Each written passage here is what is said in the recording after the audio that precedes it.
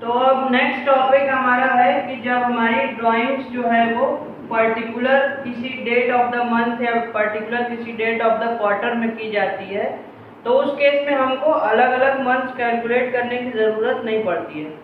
जैसे कि अभी पीछे हमने देखा था सिंपल और product method. There are two types of method of calculation of drawing, simple और प्रोडक्ट। वो दोनों मेथड्स हम लोग ने देख लिए, सिंपल मेथड और प्रोडक्ट मेथड कैसे कैलकुलेट करते हैं।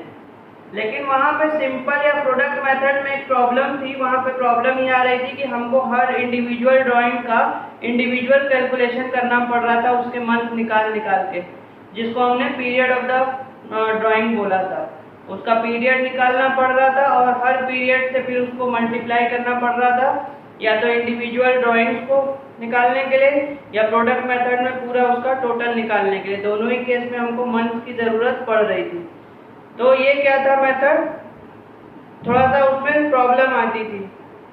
लेकिन ऐसा करना ज़रूरी होता है जब ड्राइंग्स जो है हमारी इरेगुलर थी। जो प्रीवियस क्वेश्चन था उसमें हमारी ड्राइंग्स क्या हो रही थी, कोई फिक्स्ड इंटरवल पे नहीं हो रही थी। कोई first day of the month हो रही थी, कोई last day of the month हो रही थी, उसका पीरियड फिक्स नहीं था। अगर ऐसी हो ड्राइंग्स जो कि पार्टनर्स करते हैं, उसका पीरियड अगर फिक्स हो तो हमारा मंथ जो है वो प्री डिफाइंड है, हमको कैलकुलेट करने की ज़रूरत नहीं होती डिफरेंट मंथ्स को। हम डायरेक्टली उस मंथ को लगा करके उस मंथ को मल्टीप्लाई कर देंगे तो हमको हमारा आंसर मिल जाएगा। कैसे होता है पहले एक एक करके देख लेते हैं, फिर उसको और एक बार एक्सप्लेन कर देंगे।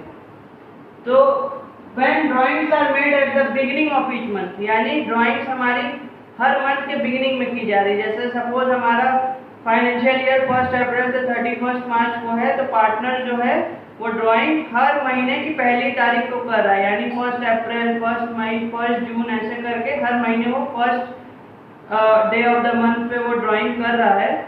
तो सपोज अगर वो ड्राइंग 2000 रुपीज पर मंथ की कर रहा है, तो 2000 इंटू 12 यानी कि 24,000। 24,000 को हम लोग सीधे मल्टीप्लाई कर देंगे, जो भी ड्राइंग का रेट ऑफ इंटरेस्ट है, मान लो 10% है तो 24,000 इंटू 10/100 इंटू सीधे हम डायरेक्टली कर देंगे 6.5 मंथ अपॉन 12।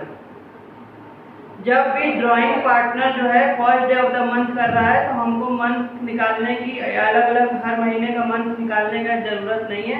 उसका फॉर्मूला पहले से प्री डिफाइंड है, जो हमने पीछे मेथड पढ़ाया था इससे पहले, उसमें मेथड में अगर हम उस मेथड से भी निकालेंगे तो एट द एंड हमारा जो मंथ का एवरेज आएगा वो एवरेज आएगा 6.5 ही आएगा। तो इसलिए ये पहले से डिफाइंड है।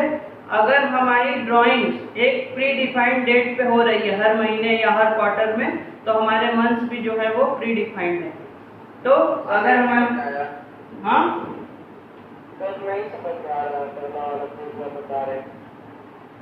अगर हमारी ड्राइंग्स मतलब ड्राइंग्स का करने का पीरियड हमारा प्री डिफाइंड है, पहले से डिफाइंड है कि ड्राइंग हमारी किस किस डेट पे होगी, तो उसके मंथ्स भी प्री डिफाइंड है। पहले खाली इतना समझ लो, फिर हम अभी एग्जांपल से उसको समझा देंगे कि कैसे वो होगा।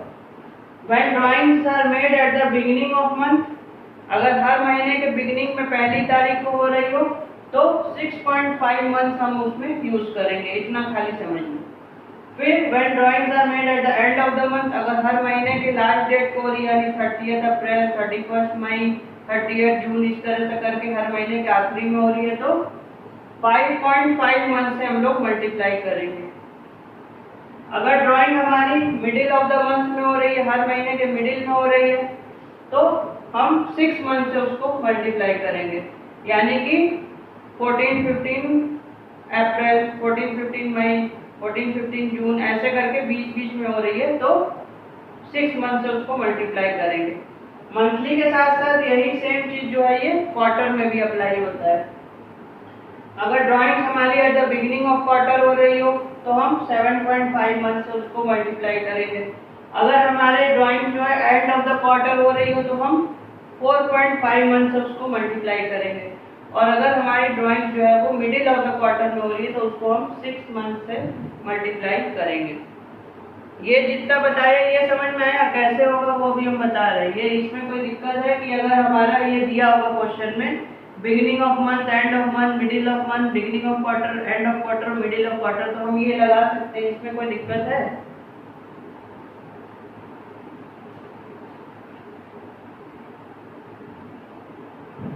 आवाज आ रही है? हाँ सर। इसमें कोई दिक्कत है फॉर्मूले में? नहीं सर। अभी हम क्वेश्चन आ जाएगा। देखते हैं तो अभी समझ में आ जाएगा हमको। इसको हटाते हैं यहाँ से, अब एक क्वेश्चन ले लेते हैं।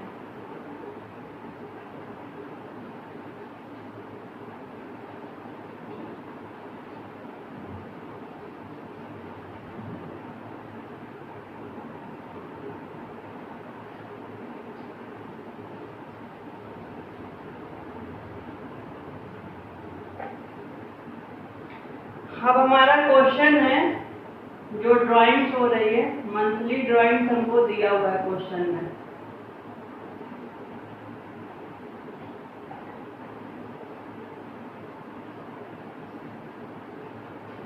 मंथली ड्राइंग्स हमारी है ₹5000। ठीक है। रेट ऑफ इंटरेस्ट जो चार्ज होगा ड्राइंग पे वो है 10%। 10% पर एनम। अब हम इससे एक मंथली ड्राइंग दी हुई है और एक और ऑप्शन मान लो कि क्वार्टरली ड्राइंग दी हुई है।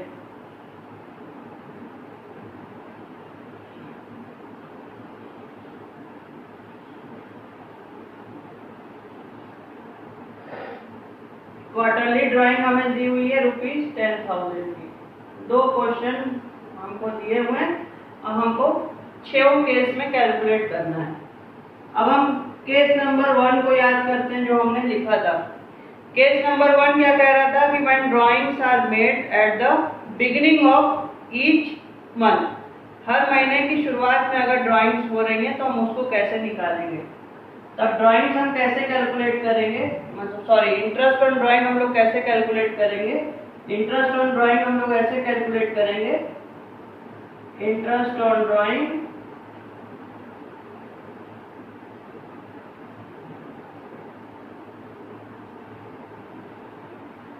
Total drawings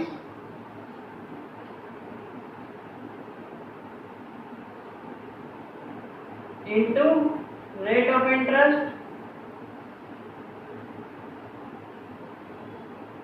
upon 100 into month upon 12। अब पहले तो जो मंथली ड्राइंग हमारी हो रही है, तो मंथली ड्राइंग को अगर हम 12 से मल्टीप्लाई करें तो कितनी हो जाएगी हमारी drawings, annual drawings, total drawings कितनी हो जाएगी हमारी? मंथली ड्राइंग 5,000 है। हाँ, तो हम निकाल ले रहे हैं उसको, निकाल लेते हैं उसको। 60,000 हो जाएगी ना एक साल की। हाँ वेरी गुड, 60,000 हो जाएगी। एक बार हम निकाल लेते हैं दोनों केस में। इस केस में एनुअल ड्राइंग कितनी होगी हमारी 5000 इंटू 12 जो कि हो जाएगी हमारी 60,000 की। और इस केस में कितनी हो जाएगी हमारी एनुअल ड्राइंग 10,000 इंटू कितने क्वार्टर होते हैं साल में? साल में 3 क्वार्टर होते हैं। नहीं सर 4 क्वार्टर होते हैं। वाह भैया सही है। तो टोटल एनुअल ड्राइंग्स हमारी कितनी हो जाएगी? हमने एनुअल ड्राइंग्स यहाँ पे निकाल लिया। एनुअल है सर वो कैसे आया? सर वो कैसे आया सर? 10,000 कहाँ से आया? ये दिया है ना, क्वार्टरली ड्राइंग्स 10,000 है और मंथली ड्राइंग्स 5,000 है। अलग अलग है क्वेश्चन, क्वार्टरली ड्राइंग्स अलग है, मंथली ड्राइंग्स अलग है। अच्छा सर। सेम करना चाहते हो तो इसको 15 कर दो, सेम हो जाएगा। सर फर्स्ट वाला बिगनिंग ऑफ द मंथ है ना? हाँ, और सेकंड वाला सर वो है क्वार्टर। मान लो इसको 15 मान लो, क्वेश्चन को खत्म करो। 15 मान लो तो ये भी 60 हो जाएगा। छोड़ो, ठीक है सर। हमारी जो मंथली ड्राइंग है उसी को 3 से मल्टीप्लाई कर दो तो क्वार्टरली ड्राइंग आ जाएगी। सेम है क्वेश्चन, मतलब हमारी एनुअल या टोटल ड्राइंग हर क्वेश्चन में सेम है 60,000। अब पहले केस में जब बिगिनिंग ऑफ द मंथ में हो रहा है तो कैसे कैलकुलेट होगा? टोटल ड्राइंग्स हमारी कितनी है 60,000 की। हाँ सर। रेट ऑफ इंटरेस्ट कितना है 10% का। हाँ सर। मंथ हमारा फॉर्मूला हमें बताता है कि जब एट द बिगिनिंग हो रही होगी तो हम कितने से करेंगे, 6.5 मंथ से इसको मल्टीप्लाई करेंगे। और 12 से क्या करना है कि कितने मंथ से इसको मल्टीप्लाई करना है, ये फॉर्मूला हमको यही बताता है। वैसे अगर हम कैलकुलेट करते 1 बाय 1 तो भी जो एवरेज आता है सारे महीनों का वो यही आता निकल करके। तो सर इन शॉर्ट सर जितना हमारे पास टोटल ड्राइंग होगा उसमें परसेंटेज रेट और तो फिर मंथ ऐड कर मंथ मल्टीप्लाई कर देंगे, वही ना? बस वही करना ही है। 3250 हमारा जो है ड्राइंग्स आ जाएगा। अब इसी तरह से सेकंड केस को याद करते हैं। सेकंड केस क्या कह रहा था कि when drawings are made at the end of each month, फिर वही फॉर्मूला लगाएंगे। Total drawings 60,000, rate of interest 10/100 और मंथ कितना हो जाएगा जब एंड ऑफ द मंथ है तो 5.5 मंथ से उसको कैलकुलेट करेंगे अपॉन 12, जो आएगा वो हमारा आंसर हो जाएगा।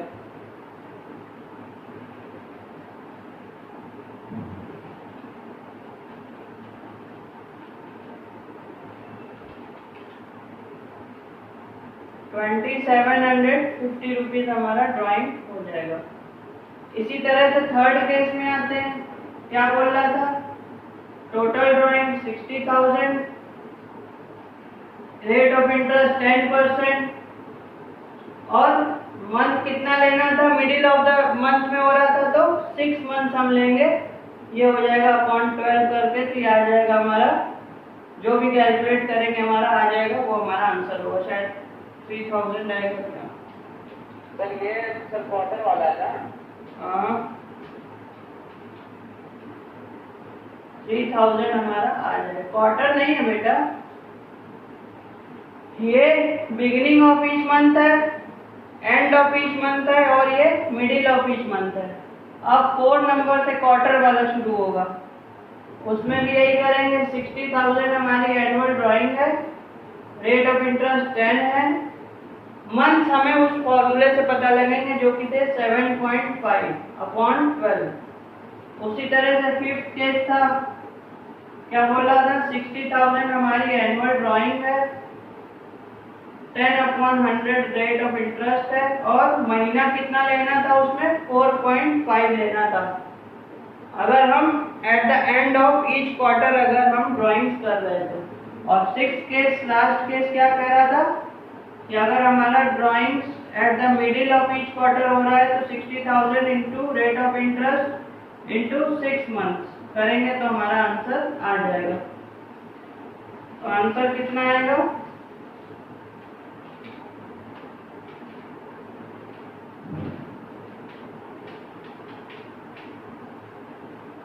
यहाँ पे आ जाएगा हमारा ₹3,750।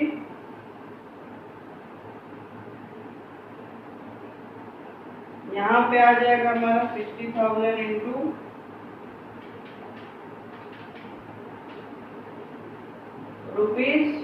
₹2,250 और लास्ट वाले में मेरे ख्याल से वही सेम आएगा 3,000।